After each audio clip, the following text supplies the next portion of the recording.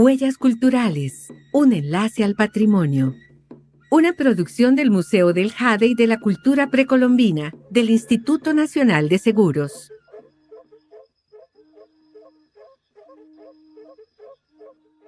Bienvenidos una vez más al podcast Huellas Culturales del Museo del Jade. Hoy nos acompaña nuevamente Virginia Novoa Espinosa, curadora en Arqueología del Museo del Jade y de la Cultura Precolombina. ¿Cómo estás, Virginia? Mucho gusto, ¿cómo estás? Y siempre un honor estar acá con ustedes, con los oyentes y también con ustedes en este momento. Y todo lo que aprendemos, sin duda alguna. Bueno, hoy Virginia nos va a hablar acerca de la vida aldeana en el Valle Central entre el 300 antes de Cristo al 300 después de Cristo, porque bueno, la historia de Costa Rica no da inicio con la llegada de los españoles, sino mucho tiempo atrás. La evidencia recuperada hasta el momento indica que el territorio costarricense fue ocupado por los primeros grupos humanos alrededor de 12.000 años antes del presente. Desde esa época hasta la llegada de los españoles en el siglo XVI, se dio un largo proceso de desarrollo en las diferentes regiones arqueológicas de Costa Rica. Hoy en día vemos una ciudad llena de carros, llena de calles, llena de muchísimas cosas, esta urbanidad a la que ya estamos acostumbrados, pero evidentemente no siempre fue así. Así es que contanos cuál fue la preferencia de los pobladores para asentarse en esta parte del Valle Central. Sí, como dice usted, Rosa, el asunto es que ahora estamos viendo una cantidad de casas y vemos esto poblado, vemos inclusive los ríos con basura, Sí. vemos una cantidad de pocos árboles. Tal vez en ese momento tal vez nos preguntábamos qué pasaba en un periodo de tiempo que era pequeñas aldeas dispersas en el Valle Central. ¿Quiénes estaban antes de que nosotros desarrolláramos ese urbanismo aquí en el Valle Central? Hoy quería comentarles un poco de esa ocupación humana que hubo antes de que empezaran todo este caos vial y todo esto que tenemos ahora. En el Valle Central, tal vez para iniciar, hay que verlo como una gran depresión tectónica, que es esa depresión corre de este a oeste, como lo vemos acá. También se le ha denominado el GAM, que es la Gran Área Metropolitana. En ese lugar hemos encontrado, los arqueólogos en investigaciones se han detectado varios asentamientos, varias comunidades.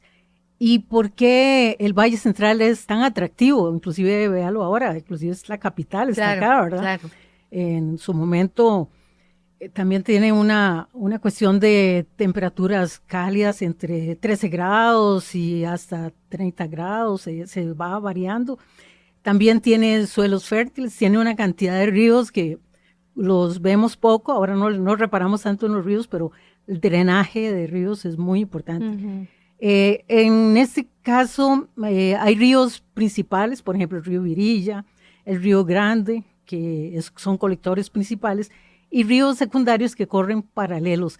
A esto los geomorfólogos le llaman yazú, como es un término simpático, pero es un drenaje que va corriendo paralelo al río principal y va creando también pequeñas terrazas. Entonces ahí, exactamente esa preferencia que usted me preguntaba, es lo que se va dando porque son terrazas aluviales importantes que son fértiles. Entonces ahí estás poniendo ya atención a que es muy importante entonces ocupar estas planicies de esas tierras fértiles. Los suelos son suelos negros, ricos. También hay materia prima cercana por esos ríos principales, por los ríos secundarios, y a eso le pusieron atención la gente precolombina. Sí, los indígenas se fijaron en todos esos detalles, para asentarse. Visite el Museo del Jade. Abrimos de lunes a domingo de 8 de la mañana a 5 de la tarde. ¿Qué dio origen a las aldeas en este Valle Central? Bueno, hay algo que, bueno, por eso partí de la parte más geográfica, porque esas planicies y esas ocupaciones humanas que fueron propiamente asentándose, más bien eran ya agricultores. Entonces ellos ya estaban en el 300 antes de Cristo consolidando lo que era la agricultura. Estaban ya dejando de ser seminómadas o nómadas y se estaban asentando ya con sus huertas, asentando sus casas dentro de esos pisos aluviales y sobre todo cultivando claro. Principalmente, empezando con la vegecultura, los vegetales, los tubérculos, y luego sembrando el maíz principalmente. Entonces, así empieza ya a darse pequeños núcleos de población en cada una de esas pequeñas terrazas. Por eso te contaba lo de los ríos, porque esas pequeñas terrazas que vas viendo a lo largo, pongámosle el ejemplo, Río Virilla. En el río Virilla vas a ver esas terrazas de ocupación y vas a, imagínese aldeas pequeñas, dispersas, casitas aisladas. Se han encontrado, los arqueólogos han encontrado pisos y también que identifican, digamos, esas viviendas por eso te digo que ya fueron ocupados, digamos, esos pequeños planicies.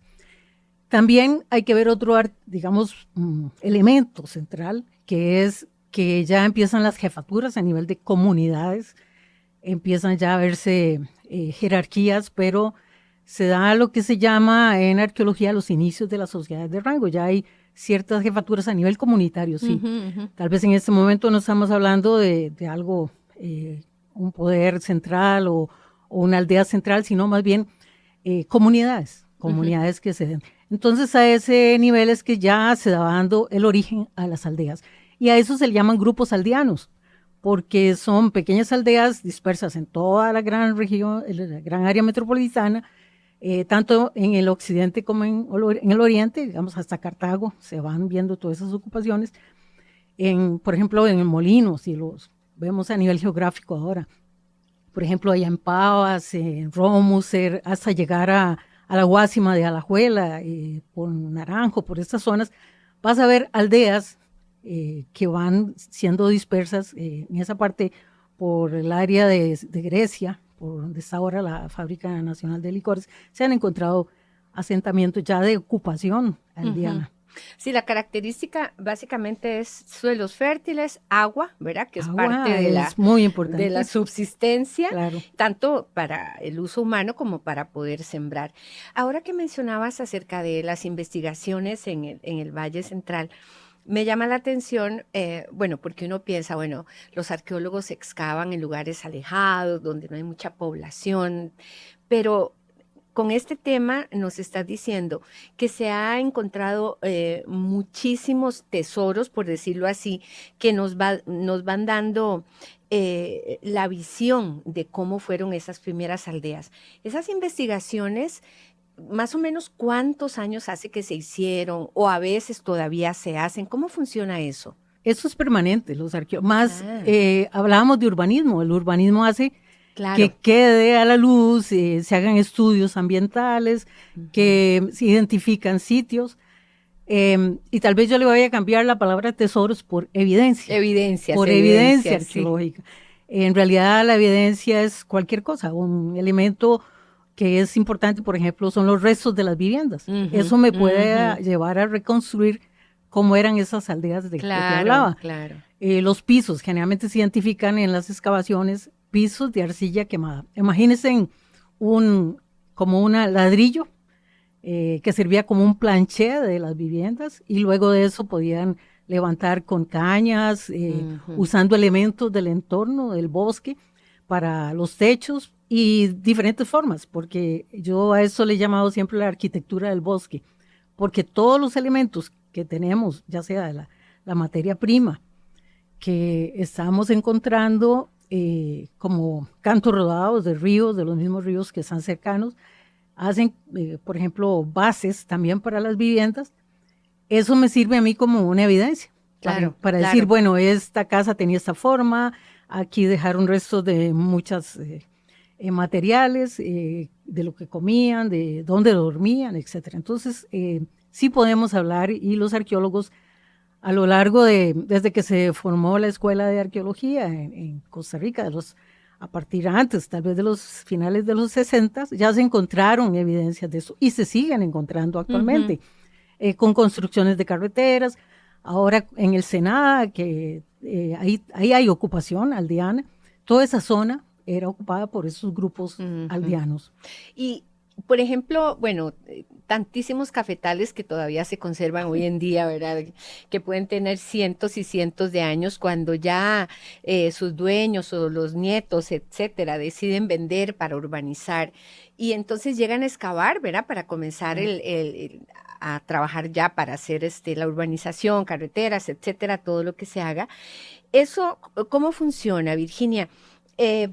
Si la gente quiere, si encuentra algo, llama, por ejemplo, a los arqueólogos o siempre tiene que haber un arqueólogo cuando se hace ya ese tipo de movimiento de tierra. Sí, bueno, en este caso sí hay una ley ambiental que dice que cualquier desarrollador debería de tener una inspección arqueológica, pero eventualmente si se encuentra durante alguna construcción, alguna evidencia, algo que diga que es un monumento prehispánico, debe dar cuenta al Museo Nacional, arqueólogos del Museo Nacional, por ley, que son los encargados de verificar y entonces de asumir cuáles tareas de investigación continúan ahí. Pero ya la reglamentación en Costa Rica está dada de que debe haber un arqueólogo, un estudio arqueológico previo a cualquier construcción. Entonces podemos encontrar restos de algún empedrado. Le pongo el ejemplo, por ejemplo, aquí cerca del Hotel Cariari, hemos encontrado empedrados, restos de tumbas que son diferentes a esa época, digamos que estamos hablando del 300 antes de Cristo al 300 después de Cristo. Es un rango de tiempo en que se dio diferentes patrones de desocupación y de desarrollo, ya sea en la manufactura de artefactos cerámicos, ya sea en los enterramientos, en el tipo de elaboración de materiales, incluyendo, por ejemplo, los objetos de jade, que también nos traía al estudio siempre como parte del Museo del Jade, ¿verdad? Claro, eso significa que la modernidad no impide que sigamos conociendo historia o prehistoria, ¿verdad? En este caso. Por primera vez en Costa Rica, una muestra de 80 grabados de la serie Goya y Dalí, Del Capricho al Disparate, se exhibe en el Museo del Jade hasta septiembre 2022. Aproveche esta única oportunidad. Continuando con el tema, ¿cómo es que los arqueólogos pueden recrear la forma de las viviendas en estas aldeas y qué materiales utilizaban para construirlas? Claro, como te comentaba, todo es tomado del bosque. Los techos, por ejemplo, hay paja, digamos, se usa algún tipo de palma. Luego hay cañas bravas o caña blanca para levantar las paredes. También se pueden encontrar restos de repellos, es decir, como ver el bajareque, como hacían las casas en la época colonial. También en la época precolombina se usaba el repello y la evidencia que se encuentra son fragmentos de arcilla con impresiones de caña. Entonces eso nos dice que fue hecha como una pared, exactamente una pared. Y la forma de los pisos me va a dar esa forma de la vivienda. Puede ser ovaladas. Se han encontrado pisos de más de 9 metros cuadrados, 10 metros cuadrados. Hasta hay una arqueóloga, Magdalena León, ha encontrado hasta de 12 metros cuadrados. Y ahí disperso está la evidencia sobre esos pisos. Entonces pueden haber formas rectangulares. De acuerdo a la temporalidad, sí van variando también las construcciones.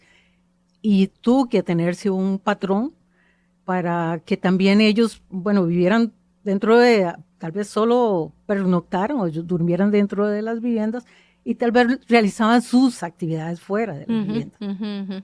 Para un arqueólogo eso debe ser algo maravilloso, ¿verdad? Poder estar frente a esa historia. Maravilloso es que es algo que dejó la gente y a partir de ese estudio vas a interpretar cómo era que esa gente pues vivía, esa arquitectura. Vamos a también tener otros elementos principales que sabemos de las formas de cultivos que tenían a partir de esos pisos. Claro, que dejaron, claro. ¿verdad? Hablando de cultivos, ¿qué alimentos consumían de acuerdo a los descubrimientos que han hecho? Sí, el análisis ya, cuando ya se excava, se toman muestras de suelo, se toman restos, por ejemplo, si es un fogón, restos de carbón que se queda ahí. También dentro de las vasijas, los arqueólogos en laboratorio ya lo limpian y van a encontrar semillas. Entonces puedo, durante la excavación, ir armando también un concepto del paleoambiente, es decir, el ambiente antiguo que existía en el Valle Central en ese momento. Restos, por ejemplo, de aguacate, semillas de aguacate carbonizadas, generalmente carbonizadas porque es lo que hace que se conserven. Claro. Aguacate o de algún tipo de palma, coyoles o algún tipo de palma que se carboniza mientras estás cocinando y eso le sirve de evidencia al arqueólogo para interpretar también ese ambiente. También en el Valle Central se han encontrado crustáceos, peces y veamos los ríos limpios en ese momento donde se podía ir pues a sacar algún tipo de camaroncillo de esos de río o cangrejos por si han encontrado restos. También hay evidencias de intercambio que desde la costa hasta tierra adentro se podían traer peces. Entonces hay restos, se han encontrado, hay gente que se llama dentro de la disciplina arqueozoólogos, que son los que interpretan, digamos, toda esa fauna que se encuentra, ya esquelética, pero que pueden interpretar de cuáles animales fueron utilizados para comer. Y algunos análisis también han encontrado, por ejemplo, pegado en algún fondo de alguna olla, algún tipo de resto de pez o alguna naturaleza que te diga cuál especie estás consumiendo. Y cazaban también. Cazaban, bueno, es complementario, ¿verdad? La agricultura, fundamental, porque eran grupos aldeanos, se le llama agroalfareros porque también producían la cerámica, como hemos hablado en algunos otros podcasts, pero también producían, consumían y sembraban, pero algo importante es que habían animales. En ese momento el bosque, todavía había densidad de bosque y encontrábamos también restos de saínos, algún tipo de venado que en estas zonas amplias todavía se ven. Pero la urbanización ha hecho que se vayan, que migren, digamos, a zonas, a otras zonas. Por supuesto. Lo vimos cuando la pandemia en algunos países, ¿verdad? Donde los Que animales empezaban a salir, salieron claro, eso es increíble. O sea, cómo el ser humano ha ido corriendo todo eso. Virginia, y hablabas ahora de aldeas, ¿verdad? Unas alejadas de las otras. ¿Cómo se relacionaban estas aldeas con otros grupos que ocupaban otras regiones, tal vez más alejadas? Sí. En este momento, en ese rango de tiempo aldeano, ellos no eran, digamos, no estaban limitados, tenían espacio, se movían e intercambiaban. Ahí es donde surgen también rutas de intercambio y comercio. Hay una que podríamos verlo a nivel vertical, que es como de la costa a la tierra adentro o de tierra adentro a la costa.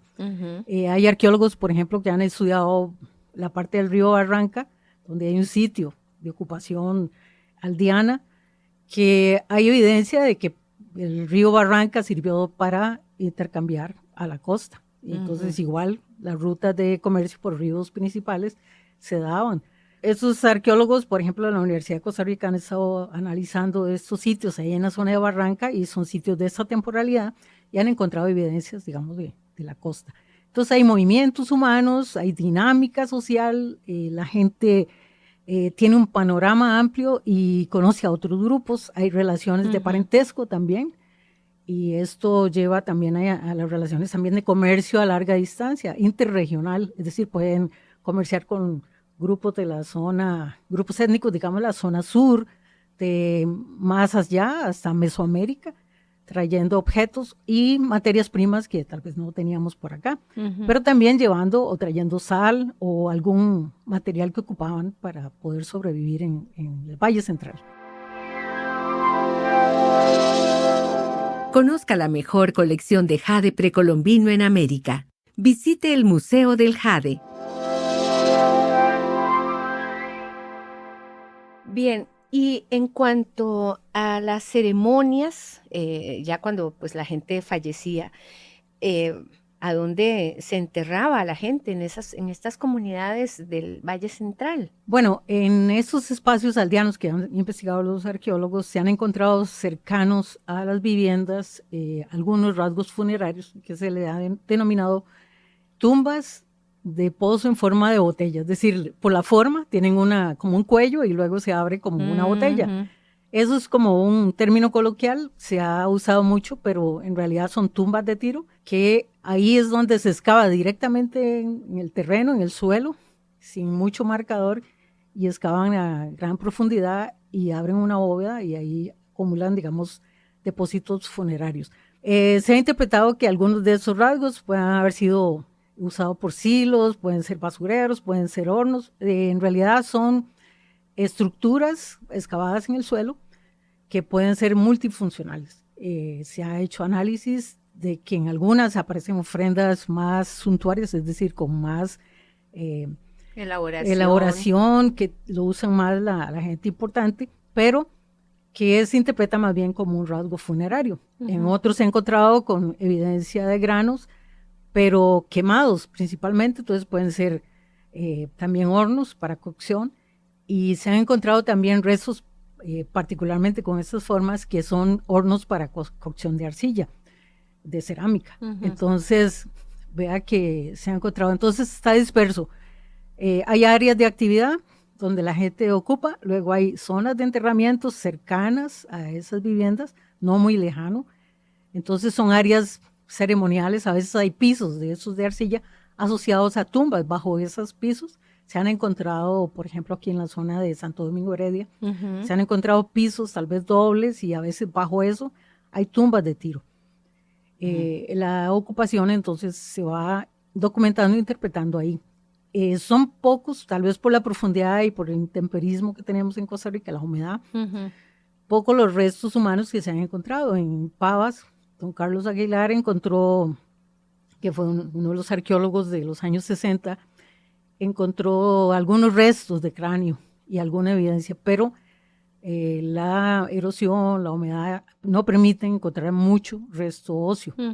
Igual en Guanacaste se han encontrado ese tipo de tumbas de tiro a mayor profundidad y se han encontrado algunos restos de individuos, pero ha sido poco documentado por esto mismo, porque tenemos un clima tropical. Un clima, sí, no estaba tropicalizado, digamos, pero se han encontrado, digamos, estas evidencias, y ahí se realizaban las ceremonias funerarias. Tal vez en algunos casos son enterramientos tal vez secundarios, donde se deposita ya algún resto nada más, y en algunos casos porque la tumba es una elaboración muy profunda, se abre y se sella inmediatamente, entonces no da tiempo de estar acumulando digamos depósitos o horizontes o estratos, sino que se ve que fue claramente hecha a propósito para un rasgo funerario.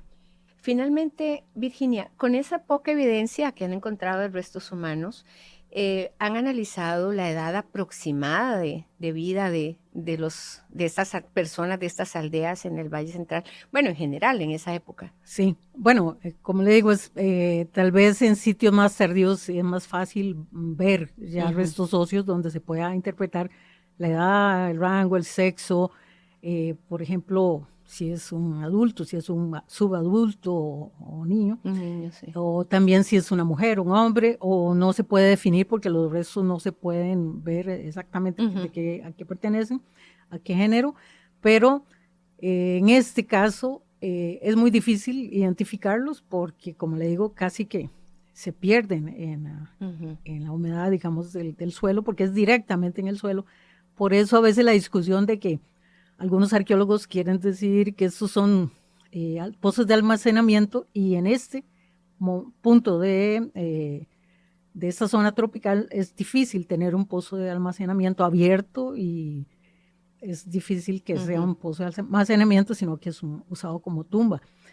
Sí, los arqueólogos, digamos, para contestar su pregunta, sí pueden recrear, identificar, si un resto óseo lo permite, hasta enfermedades, ¿verdad? De edad, sexo, patologías. También se ven los desgastes, por ejemplo, en los dientes. Si nosotros encontráramos en sitios del 300 antes de Cristo al 300 después de Cristo, en ese rango, restos óseos, ya le estaré contando qué vamos a identificar. Qué bueno. Virginia Novoa Espinosa es curadora en arqueología del Museo del Jade y de la cultura precolombina. Hoy en este podcast del Museo del Jade hemos hablado acerca de la vida aldeana en el Valle Central entre el 300 antes de Cristo y 300 después de Cristo. Un gusto como siempre, Virginia. Gracias por tanta enseñanza, porque aprendemos montones siempre.